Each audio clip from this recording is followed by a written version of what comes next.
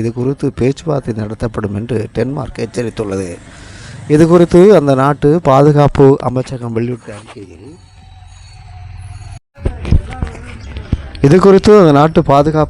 வெளியிட்ட அறிக்கையில் தெரிவிக்கப்பட்டுள்ளது. 1952ஆம் ஆண்டு பிறப்பிக்கப்பட்ட உத்தரவின்படி டென்மார்க் பிரதேசத்தின் வெளிநாட்டு படைகள் தாக்குதல் நடத்தினால் தளபதிகள் உத்தரவுக்காக காத்திராமல் படையினர் உடனடியாக துப்பாக்கி சூடு நடத்த வேண்டும்.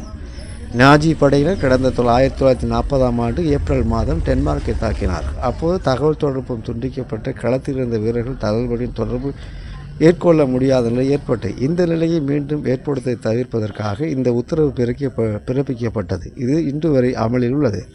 கிரீன்லாந்தில் உள்ள டென்மார்க் இராணுவ அமைப்பான அட்லாண்டிக் கூட்டு கட்டளை தளம்தான் எந்த ஒரு நடவடிக்கையும் தங்கள் மீதான தாக்குதலா இல்லையா என்பதை முடிவு செய்யும். அது தாக்குதல் தான் என்று முடிவு செய்தால் திரும்ப தாக்குவது குறித்து அந்த இராணுவ தலைமையகம் கட்டளையிடத்தில் அனுமதி கேட்காது என்றும் அந்த அறிக்கையில் தெரிவிக்கப்பட்டுள்ளது. டென்மார்க்கு சொந்தமான உலகின் மிகப்பெரிய தீவான கிரீன்லாந்து தன்னாட்சி பிரதேசமாக செயல்பட்டு வருகிறது.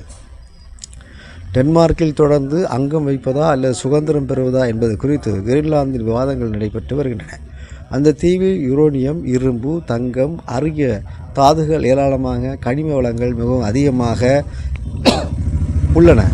மேலும் இந்த தீவின் அமைப்பு இராணுவ முக்கியத்துவம் பெற்றுள்ளதாக கூறப்படுகிறது. இந்த சூழலில் அமெரிக்காவின் அதிபராக 2வது முறையாக பதவியேற்றதில் இருந்தே கிரீன்லாந்தை சொந்தமாக்கி கொள்வது குறித்து ட்ரம்ப் பேசி வருகிறார். எனினும் கிரீன்லாந்து விற்பனைக்கு இல்லை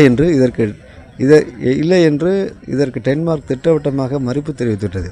கிரீன்லாந்து அரசும் நாங்கள் சுதந்திர மக்கள், எங்களை அமெரிக்கா விற்க முடியாது என்று உறுதியாக கூறியுள்ள நிலையில் வெனிசுலாவுக்குள் அதிரடியாக நுழைந்து தாக்குதல் நடத்தி அந்த நாட்டு அதிபர் நிக்கோலஸ் மடோரோவை அவரின் மனைவியையும் அமெரிக்கா சிறப்பு படையினர் 3ஆம் தேதி சிறைப்படுத்தினர். அதைத் தொடர்ந்து கிரீன்லாந்து விவகாரத்தில் ட்ரம்ப் இதுபோன்ற துணிகர நடவடிக்கையை மேற்கொள்ளலாம் என்று கூறப்பட்டது.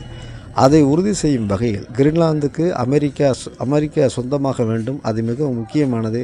கிரீன்லாந்தை எங்களுக்கு விற்க டென்மார்க் முன்வரவில்லை என்றாலும் நாங்கள் வாங்குவோம் அல்லது வலுக்கட்டாயமாக பறித்து கொள்வோம் என்று கடந்த திங்கட்கிழமை கூறினார். வெள்ளை மாளிகை கிரீன்லாந்தை அமெரிக்காவுடன் இணைப்பது அமெரிக்காவின் பாதுகாப்பு, பொருளாதார நலன்களுக்கு முக்கியமானது. அதற்கான பல்வேறு வழிமுறைகள் பரிசீலனையில் உள்ளன. கிரீன்லாந்து மீது படையெடுத்து அந்த தீவை காப்பாற்றுவது அதில் ஒன்று என்று செவ்வாய்க்கிழமை கூறியது. இந்த நிலையில் கிரீன்லாந்துக்குள் அமெரிக்க வீரர்கள் வந்தால் முதலில் சுட்டுவிட்டு பிறகுதான் பேச்சுவார்த்தை நடத்துவோம் என்று டென்மார்க் பாதுகாப்புத்துறை அமைச்சகம் தற்போது எச்சரிக்கை விடுத்துள்ளது.